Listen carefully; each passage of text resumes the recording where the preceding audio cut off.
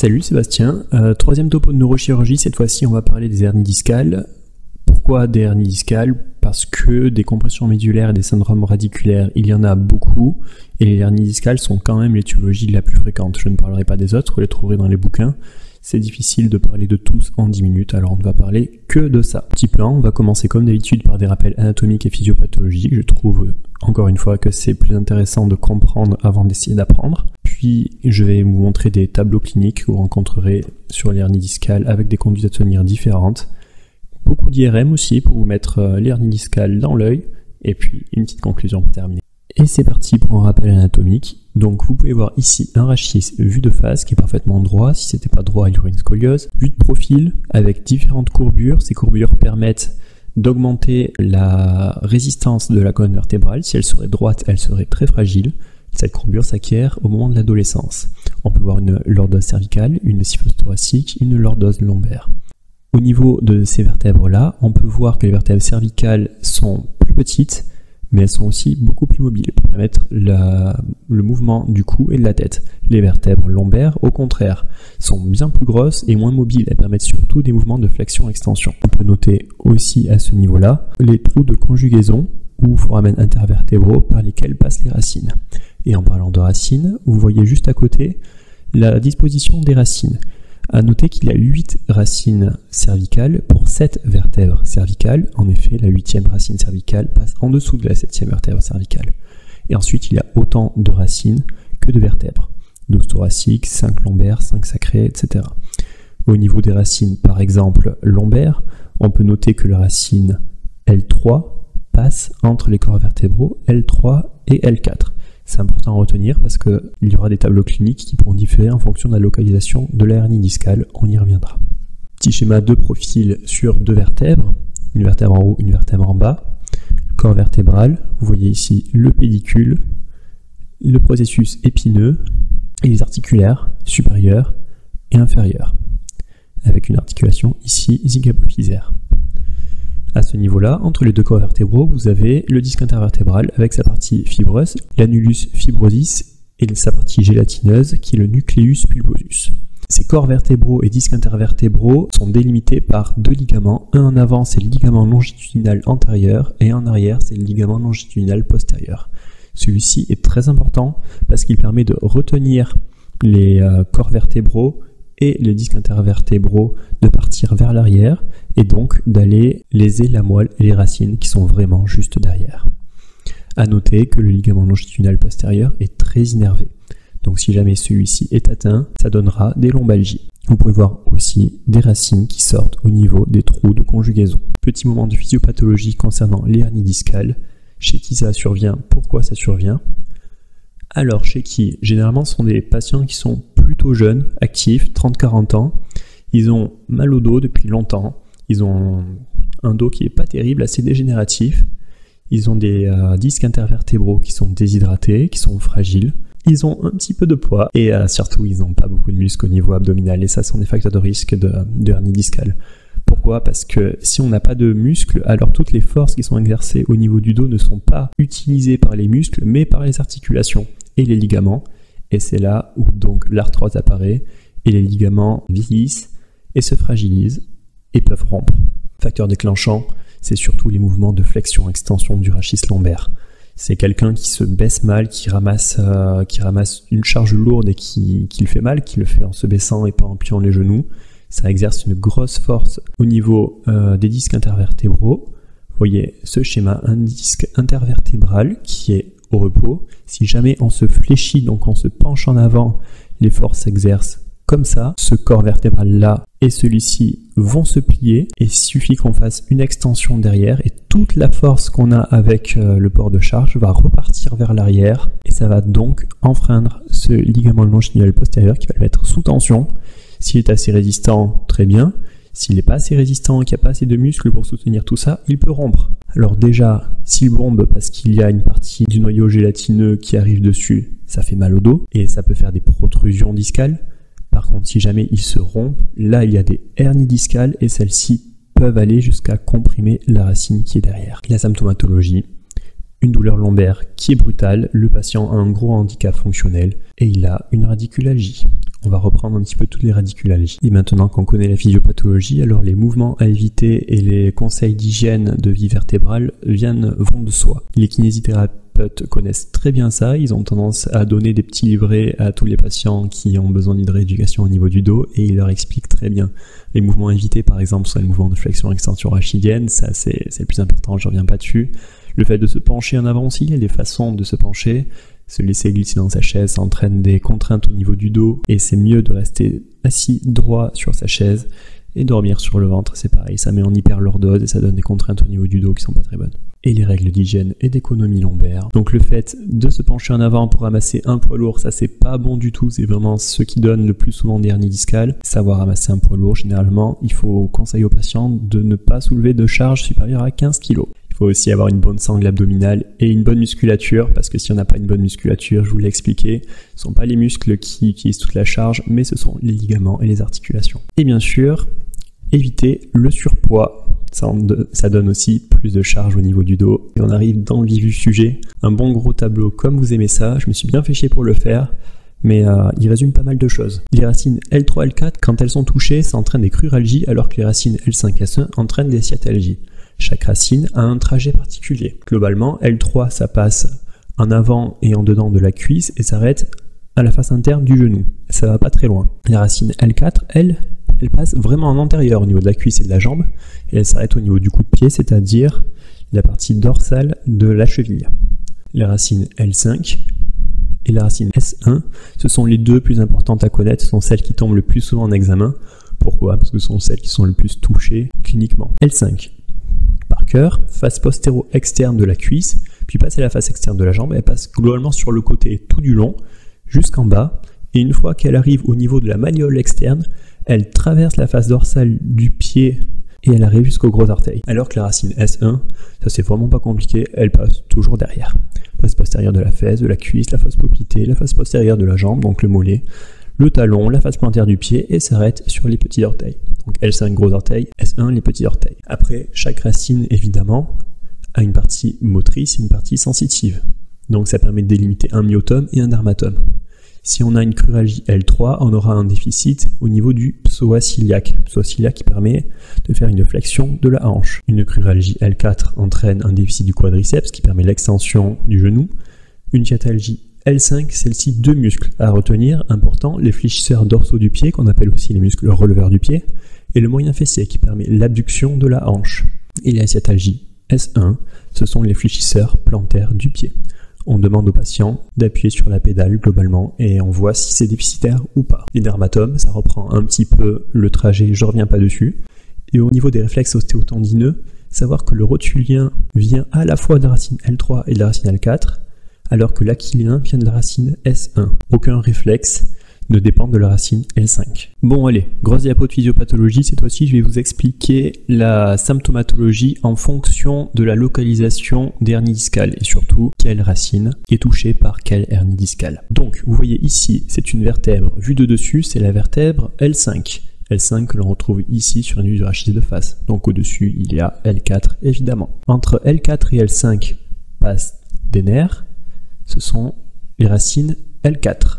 L4 qu'on peut retrouver à ce niveau-là qui passe au niveau des pédicules. Donc, on peut le deviner que logiquement en dessous passe L5 au niveau de L5 S1, L5 que l'on retrouve aussi à ce niveau-là sur une coupe transversale. Ensuite, bien sûr, en dessous, il y a S1 que l'on retrouve encore plus en arrière et encore plus médialement, puis toutes les autres racines que l'on retrouve ici en bas. Je les ai pas mis n'importe où toutes ces racines, c'est vraiment l'endroit où on les retrouve au niveau de la moelle. La racine L4 qui part d'en haut et hop là qui part au niveau des pédicules et puis de plus en plus médialement et en arrière on retrouve les autres racines et ça a une importance. Si par exemple on a une hernie discale qui est foraminale ou extraforaminale, alors là elle va comprimer la racine qui est en train de sortir. Donc au niveau L4, L5 c'est la racine L4 qui est en train de sortir, donc une hernie discale foraminale ou extraforaminale va entraîner une radiculalgie L4. Par contre, si l'hernie discale est médiane ou paramédiane, Attention ici, l'hernie est bien derrière alors que c'est une vue antérieure. Cette hernie touche effectivement la racine qui va sortir juste après, donc la racine L5. Si elle est postérolatérale, alors elle touchera généralement une racine unilatérale, alors que si elle est médiane, elle peut toucher les deux, et on parle donc de sciatalgie à bascule, radiculalgie à bascule, à gauche et ou à droite. Et bien sûr, si on a une très grosse hernie discale qui est médiane, elle peut aller jusqu'à toucher toutes les racines qui restent, et là, on parle de syndrome de la queue de cheval. Et maintenant, un petit listing des différents types de patients que vous rencontrerez avec des hernies discales, et la façon dont il faudra réagir, la conduite à tenir face à ces patients-là. Donc, si un patient vient, qu'il est complètement asymptomatique, et que par contre il a fait une imagerie et qu'on retrouve une hernie discale, qu'est-ce qu'il faut faire? On s'arrête là, on ne fait pas plus d'examens, pas besoin de le suivre. Il y a environ 20% de la population qui a une hernie discale ou une protrusion discale asymptomatique. Donc, on n'y touche pas. Seule chose à faire, les règles d'hygiène lombaire. Bien sûr, le meilleur traitement, c'est la prévention. Donc, si le patient a pu avoir une hernie ou une protrusion discale asymptomatique, il aurait très bien pu l'avoir symptomatique. Donc, faire en sorte qu'il ne se fasse pas mal au dos. Deuxième cas de figure, une hernie discale symptomatique mais non compressive. Quand je dis non compressive, ça veut dire qu'elle n'appuie ni sur des racines ni sur la moelle épinière. Dans ce cas-là, on se retrouve face à un tableau de lombalgie, donc syndrome rachidien isolé. Dans le syndrome rachidien, on a donc des douleurs musculaires, on a une raideur musculaire et on a aussi un signe de la sonnette qui correspond à une douleur au niveau de la palpation, voire percussion des épineuses en regard de la lésion. Examen complémentaire devant un tableau de lombalgie, on peut demander une radiographie du rachis lombaire qui recherche de l'arthrose, un canal lombaire rétréci, voire même un spondyloliesthésis qui correspond à un glissement d'une vertèbre sur l'autre qui peut entraîner des douleurs, de l'arthrose accélérée, voire même des conflits radiculaires. Et si jamais cette lombalgie persiste au-delà de 6 semaines, il est licite de demander un scanner du rachis lombaire non injecté, et ça ne sert à rien de le demander avant, sinon il y aurait énormément de gens qui seraient irradiés et ce serait vraiment pas rentable. C'est quelque chose à retenir, scanner si persistance supérieure à 6 semaines. Le traitement de cette lombalgie, toujours les règles d'hygiène lombaire, toujours. Antalgie, étant donné qu'il est douloureux, antalgie qui peut être faite par des décontracturants musculaires, par des paliers 1, 2, voire des paliers 3, mais c'est rare c'est rare d'en arriver juste que là pour des lombalgies, et des AINS. Et bien sûr, la kinésithérapie, qui sert à la fois à donner des conseils d'hygiène au niveau de la colonne vertébrale, mais aussi à renforcer la sangle abdominale. Troisième cas de figure, une compression radiculaire bénigne. Pourquoi bénigne? Parce que cette compression radiculaire n'entraîne qu'une radiculalgie et n'est ni paralysante ni hyperalgique. Sinon, on serait dans d'autres cas de figure. On se retrouve donc avec un patient ayant un syndrome rachidien, il a mal au dos, il a des radiculalgies et il a un déficit moteur qui est supérieur ou égal à 3 sur 5, c'est-à-dire qu'il est à 3, 4 ou 5 sur 5. Il est donc capable de lever le membre contre pesanteur. La cotation motrice, il faut la connaître par cœur. Il est arrivé plus d'une fois que je reçoive des appels de médecins généralistes ou d'urgentistes ou peu importe. Je leur demande la cotation motrice pour savoir si je dois prendre en urgence ce patient ou pas, et ils ne sont pas capables de me répondre. Alors, apprenez-la bien, 5 sur 5, c'est parfaitement normal. 4 sur 5, c'est que le patient est capable de forcer contre résistance, mais a quand même une faiblesse musculaire. 3 sur 5, c'est que le patient est capable de forcer contre la pesanteur, mais pas contre résistance. 2 sur 5, le patient n'est pas capable de soulever le membre contre la pesanteur. Par contre, il est quand même possible de la mobiliser. 1 sur 5, le patient n'est pas capable de mobiliser son membre, mais par contre, il peut toujours contracter ses muscles. Et 0 sur 5, il n'y a aucune contraction. Devant ce tableau clinique-là, qu'est-ce qu'on fait comme examen complémentaire? Pareil que la lombalgie, les syndromes radiculaires sont très fréquents aussi. On peut toujours demander les radiographies pour rechercher les mêmes choses, mais on ne va pas opérer pour autant. Et si la symptomatologie persiste au-delà de 6 semaines, on peut demander un scanner ou une IRM afin de voir s'il y a bien quelque chose qui entraîne cette radiculalgie. À noter là que je parle de radiculalgie pour les hernies discales qui sont communautaires. Si jamais on a des signes qui nous font penser qu'il y a quelque chose d'infectieux, d'inflammatoire, de tumoral derrière tout ça, on n'est pas sur le même cas de figure, on est sur une radiculalgie symptomatique, et là il faut demander un examen complémentaire, un scanner ou une IRM, bien plus rapidement. Le traitement, toujours la même chose, l'hygiène lombaire, l'antalgie, décontracturant musculaire, AINS, palier 1, 2. On peut aller jusqu'au palier 3 pour les syndromes radiculaires, c'est fréquent. Et des infiltrations. On peut demander au patient de se reposer à domicile. Il doit se reposer maximum 1 semaine. Il ne faut pas lui faire d'arrêt de travail prolongé, ça ne sert à rien, c'est un problème de santé publique. Beaucoup de monde a mal au dos. Et un des traitements du mal au dos, au contraire, c'est pas le repos prolongé, mais c'est le fait de se refaire une musculature et de se rééduquer. D'où l'intérêt de la kinésithérapie et l'absence de repos prolongé. Et si jamais l'antalgie médicamenteuse et la kinésithérapie ne suffit pas pour pouvoir soulager les douleurs, on peut proposer des infiltrations. On peut aller jusqu'à 3 infiltrations au maximum. Les résultats sont assez dépendants des patients. Si jamais on suit toutes ces règles-là, il y a 9 patients sur 10 qui seront guéris entre guillemets de leur douleur et qui n'auront pas besoin de chirurgie. Donc on ne saute pas sur tous les patients qui ont un syndrome, une hernie discale qui appuie sur une racine pour les opérer. Donc les indications chirurgicales, une radiculalgie hyperalgique. Hyperalgique, ça signifie que la radiculalgie est présente depuis au moins 6 semaines avec un traitement médical bien suivi. Bien suivi, c'est pas juste paracétamol, c'est généralement un petit peu tout ce que je vous ai cité, y compris les paliers 3, y compris les infiltrations. La radiculalgie paralysante, si jamais on a un déficit moteur qui a 0, 1 ou 2 sur 5, là aussi c'est une indication chirurgicale, en urgence généralement. Une compression médulaire, si la moelle est comprimée, il faut très rapidement la décomprimer parce que le patient peut avoir des séquelles et ça peut être très grave. Un syndrome de la queue de cheval aussi, je reviendrai dessus. Et bien sûr, on n'opère pas tant qu'on n'a pas d'imagerie récente qui concorde.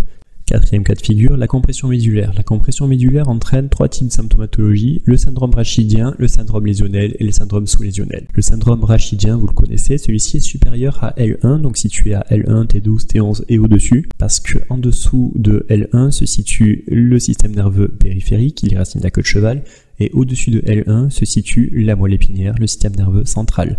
C'est à ce niveau-là que se trouve, au niveau de L1, se trouve le cône terminal et donc la transition. Le syndrome lésionnel, lui, est caractérisé par une atteinte radiculaire qui délimite très bien le niveau auquel la moelle est comprimée. Exemple, une radiculalgie au niveau de T4 signifiera très probablement qu'il y a quelque chose au niveau de T4 qui comprime la moelle, alors que le syndrome sous-lésionnel, lui, est caractérisé par toute la symptomatologie qui se trouve en dessous du niveau de l'atteinte. On peut donc avoir un déficit moteur des membres inférieurs, on peut avoir des troubles urinaires, on peut avoir des troubles de la sensibilité, sachant que les troubles de la sensibilité qui sont distaux et qui remontent jusqu'à un certain point définissent un niveau sensitif. Une atteinte, comme je l'avais dit tout à l'heure, T4, une compression médulaire T4 peut entraîner un niveau sensitif, je ne sais pas, à environ T8. C'est un exemple. Ça ne veut pas dire que l'atteinte est au niveau T8, ça signifie que l'atteinte est au niveau de T4, mais que le patient est symptomatique au niveau sensitif jusqu'à T8. Examen complémentaire, devant une symptomatologie de compression médulaire, il ne faut pas se poser 50 questions, il faut demander une IRM médulaire en urgence. Si jamais on ne peut pas avoir d'IRM médulaire rapidement, demandez un scanner. Il faut qu'on voit qu'est-ce qui appuie et surtout où est-ce que ça appuie pour qu'on puisse aller décomprimer ça. Le traitement, c'est un traitement chirurgical en urgence. D'autant plus si la compression médulaire est récente. Si c'est quelque chose qui a eu lieu il y a peu, il y a toutes les chances que le patient puisse récupérer si on lui retire très rapidement sa compression. Par contre, si ça fait des semaines que c'est comprimé et que le patient est déjà déficitaire depuis très longtemps, ça sert à rien qu'on l'opère aujourd'hui ou demain. De toute manière, les chances de récupération sont assez faibles. Et puis toujours, les règles d'hygiène lombaire, l'antalgie et souvent de la rééducation si les personnes ont des séquelles. 5e cas de figure, la compression périphérique, c'est le syndrome de la queue de cheval. Ça atteint le système nerveux périphérique et pas le système nerveux central. Syndrome de la queue de cheval, ça donne différents types de symptomatologie, des troubles sensitifs au niveau des membres inférieurs et une anesthésie en selle. Une anesthésie en selle, c'est comme la selle qui part de l'avant et qui passe par derrière sans toucher les côtés. Ça touche donc les organes génitaux externes et la région anale, étant donné que c'est lié à une atteinte des racines sacrées. Des troubles moteurs, au niveau des membres inférieurs évidemment, des troubles génito-sphinctériens, à la fois au niveau de la continence urinaire, on peut avoir des fuites urinaires, on peut avoir un tableau de globe vésical, un tableau d'incontinence anale et aussi de dysérection. Et des réflexes qui sont abolis étant donné que c'est une atteinte du système nerveux périphérique. Examen complémentaire, on est encore devant une urgence chirurgicale.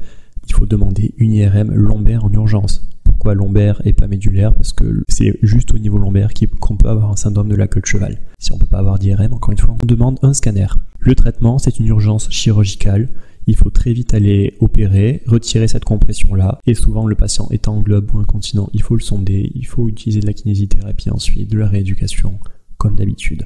J'espère que vous avez bien tout compris. Si ce n'est pas le cas, n'hésitez pas à m'envoyer un email. Je vous souhaite une bonne journée, bon courage et à bientôt.